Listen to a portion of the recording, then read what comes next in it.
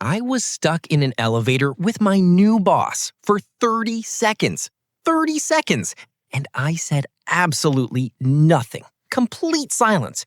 The most awkward 30 seconds of my life. That silence is exactly why small talk exists. And today, we are going to make sure you never freeze in that situation again. Hello, I am Daniel. And I am Emma. In the next few minutes, you will know exactly what to say to fill any awkward silence in English. Let's begin. Daniel, why is small talk so difficult for English learners? Because it feels pointless. You are not sharing important information. You are just talking to fill silence. Exactly. But small talk has a real purpose. It builds comfort before a real conversation begins. Right. Before a meeting, before an interview, in an elevator, in a queue, small talk breaks the ice. And the good news, small talk follows very predictable patterns. Learn the patterns and you will never freeze again. There are 3 completely safe topics for small talk anywhere in the world: weather, the immediate situation, and light compliments. Let's start with weather. This works everywhere, every time, in any English-speaking country. For example, lovely weather today, isn't it? Or, can you believe this rain?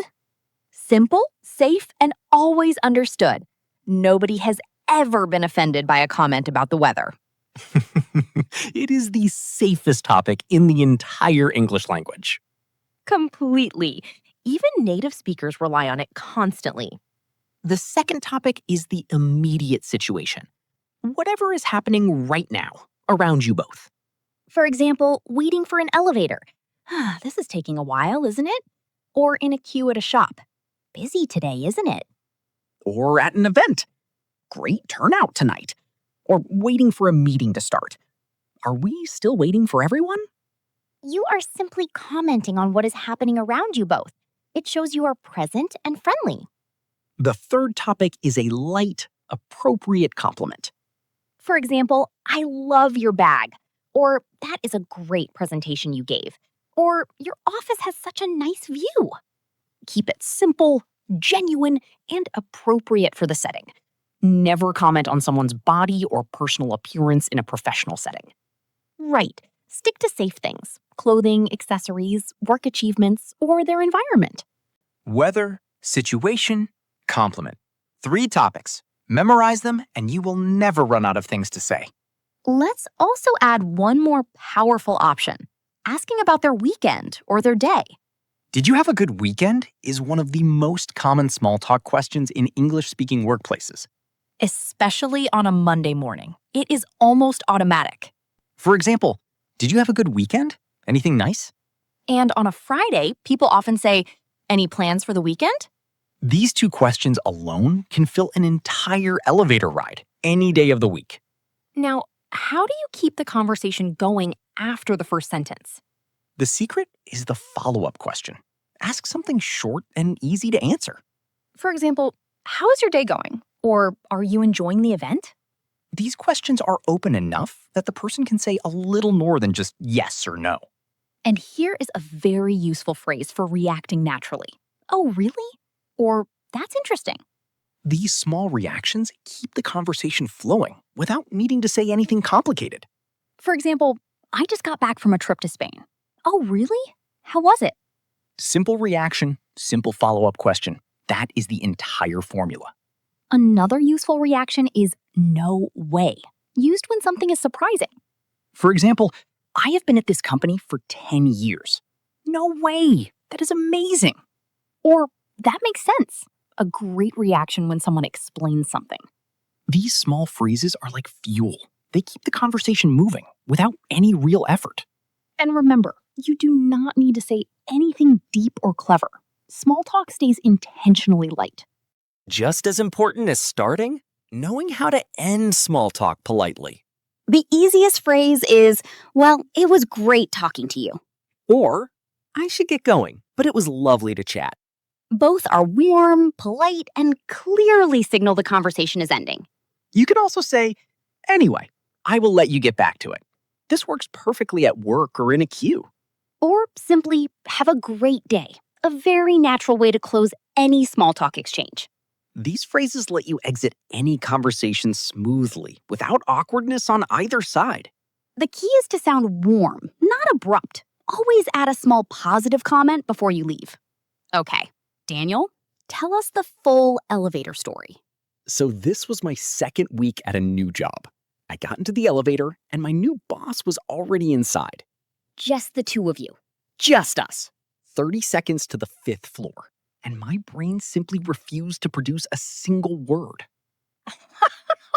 Complete silence for 30 seconds? Complete silence. I stared at the numbers changing. She stared at her phone. It felt like an hour. Were you thinking of anything to say? My brain was racing. I thought of 10 different things and rejected every single one before I could say it. Overthinking it completely? Completely overthinking a 30-second elevator ride. What eventually happened? The doors opened. She said, "Have a good one," and walked out. And I stood there thinking, I had 30 seconds, and I said nothing. What would you say now, looking back? Something as simple as, "Busy morning?" Or, "This elevator is slow, isn't it?" Either one would have been perfectly fine. It did not need to be clever or impressive. Not at all. It just needed to exist.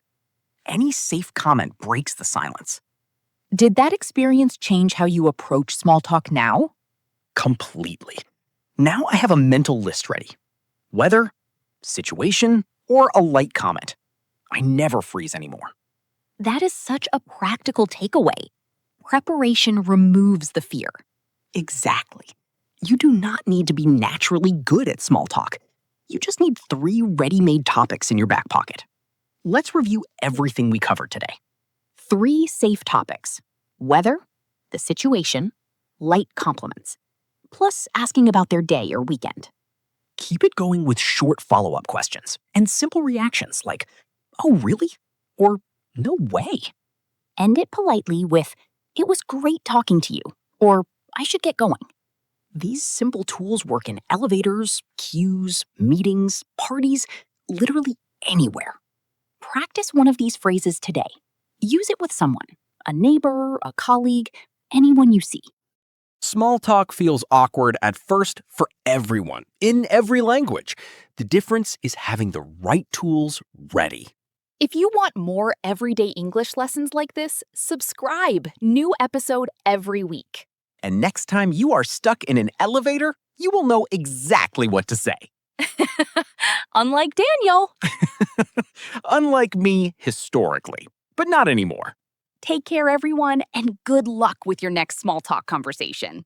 Bye!